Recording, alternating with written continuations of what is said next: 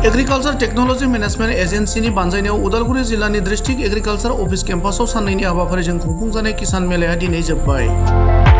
साननैनि बे हाबाफारियाव उदालगुरि जिल्लानि दाब दाब जायगानिफ्राय खमैबो 600 आबादारिफोरा बाहागो लानाय बे हाबाफारियाव आबाद बिथिंनि माखासे रोंगौसाफोरखौ लाबोनानै गुवारै सावरायनाय जायो होनना मिथिहोदों। लोगोसेनो उदालगुरि जिल्लानि दाब दाब जायगानिफ्राय बाहागो लाफैनाय आबादारिफोरा बे सावरायमेलनि गेजेरजों एसेब्लाबो रोंगौथि मोनलांदों होनना गोजोननायजों पतेन्द्र बर' बिथाङा ओरैबायदि बुङो। आसा मानगोनां जोंहा दिनै नोंथांमोन बेवहाय फैदों जोंनि आबादारि मावख'गिरियाव बा आबादारि मावख'आव जोंहा साननैनि हाबाफारिजों मैया 1 सेप्तेम्बर आरो दिनै 2 सेप्तेम्बर किसान मेला आबादारि मेल बेखौनो हारसायाव बुङो कृषक मेला लानाय जादोंमोन।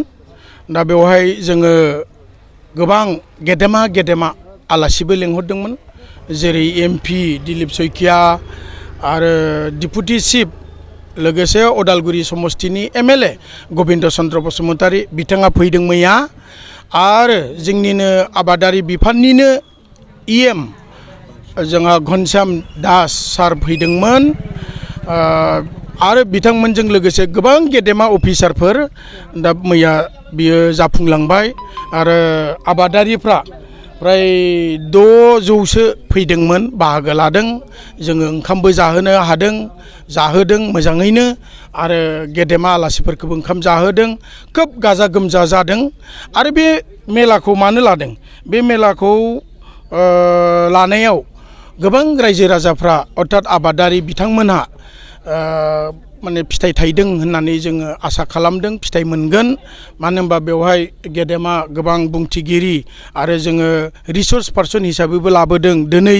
मैया डक्टर देबाशिस बरा, दिनै प्रदीप राजबंशी, दिनै गोबां बेलेग आयदानि सायाव जोङो रिसर्स पार्सन लाबोदों। जेरै सेरिकालचारनि एसिस्टेन्ट डिरेक्टर भानुलता मोसाहारि बिथांखौबो लाबोदों। बोरै एम्फौ फिनानै जोंनि आइजोफ्रा मुलाम्फा मोननो हायो। आरो प्रदीप राजबंशीया जेनेबा दाउ फिनाय, अमा फिनाय बेफोरनि सायाव बिबुंथि लाखिदों। बिथाङा डक्टरेट, बिथाङाबो बे अमा फिनानै दाउ फिनानै जोंनि मानसिफ्रा माबायदि मुलाम्फा मोननो हायो आबादारिफ्रा बे, आरो लोगोसे फार्मिं सिस्टेमाव मैया डक्टर देबाशिस बराया बिबुंथि लाखिदों। लोगोसे ना फिनानै फुख्रि जावनानै ना फिनानै माबायदि जोंनि आबादारिफ्रा मुलाम्फा मोननो हायो बिनि सायाव जोंहा फिसारि डिपार्टमेन्टनिबो फैदों। दा बेफोरबादिजों आं सान्दों, ओमफ्राय जोंनि सरकाराबो सान्दों, माने आबादारि बिथांमोनहा एक्टिभ आबादारि बिथांमोनहा मुलाम्फा मोनगोन।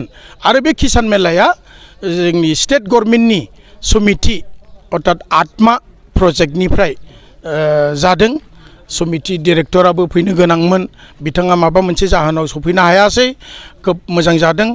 थांनाय बोसोरावबो जादों। थांनाय बोसोराव 3-4 सेप्तेम्बराव बे किसान मेलाया जादोंमोन। देग्लाय नै सेप्तेम्बरनि 1-2 खालार खालि जों खालामफुंनो हाबाय। गोजोननाय मोनदों।